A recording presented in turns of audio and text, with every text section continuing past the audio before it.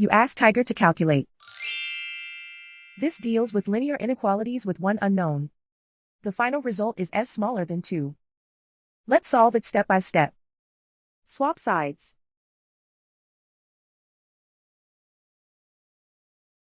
Group all constants on the right side of the inequality. Add 4 to both sides.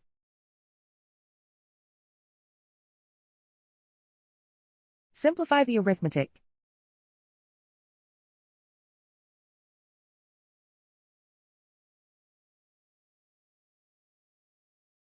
Isolate the s. Divide both sides by 3.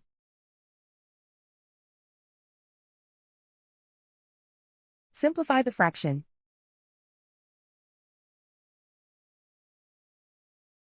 Find the greatest common factor of the numerator and denominator.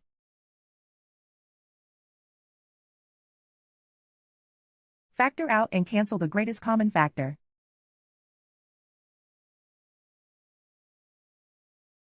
Plot the solution on a coordinate grid. And so the final result is s smaller than 2.